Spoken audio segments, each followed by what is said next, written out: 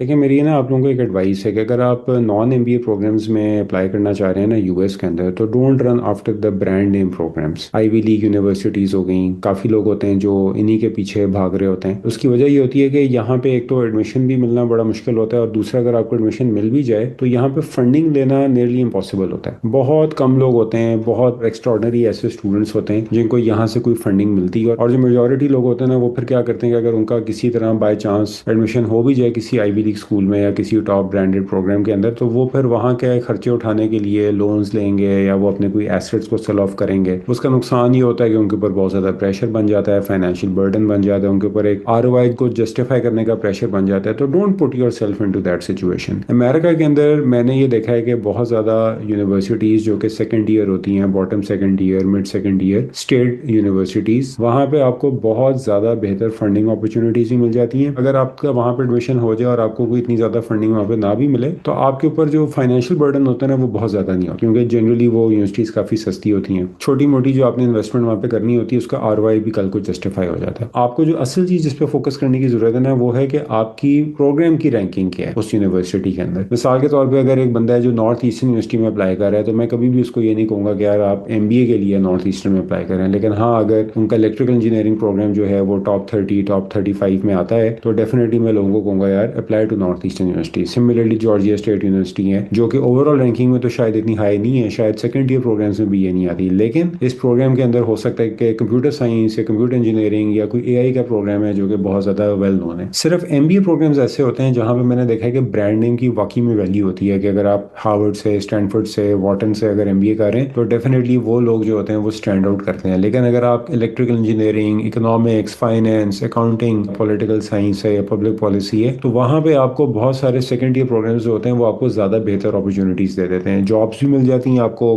पैसा भी इतना नहीं लगता, ज़्यादातर केसेस में आपको फंडिंग भी मिल जाती है, and you have access to the entire US labour market. तो इस वजह से do not run just after the brand names. Yes, अगर आपकी प्रोफाइल स्ट्रांग है आप उधर अप्लाई जरूर करें, लेकिन आपको ज़्यादा फोकस जो है ना वो second year, mid year programs के ऊपर फोकस करना चाहिए। अब यहाँ पे लोगों का एक मसला ये भी आता है कि उनको वीज़ा के इश्यूज होते हैं। As long as your program is ranked well, तो वीज़ा के इतने इश्यूज नहीं आते। हाँ, chances of getting your visa rejected are still there, और वो किसी भी प्रोग्राम के साथ होते हैं। इवन अगर आप किसी आईवी लीग स्कूल में भी अप्लाई कर दें, तो मैंने बड़े केसेस में देखा है कि येल से, हार्वर्ड से, स्टैनफोर्ड से भी स्टूडेंट्स के एडमिशन हुए होते हैं, लेकिन उनको वीज़ा रिजेक्ट हो जाते हैं फॉर सम रीजन और दी अदर। तो that is something that is beyond your control. But as long as आपके प्रोग्राम की रैंकिंग टॉप 25-30 के अंदर फॉल करती है, chances of getting the visa rejected is very low. बेशक यूनिवर्सिटी की ओवरऑल रैंकिंग 60-70s में हो, तो it will not affect your visa.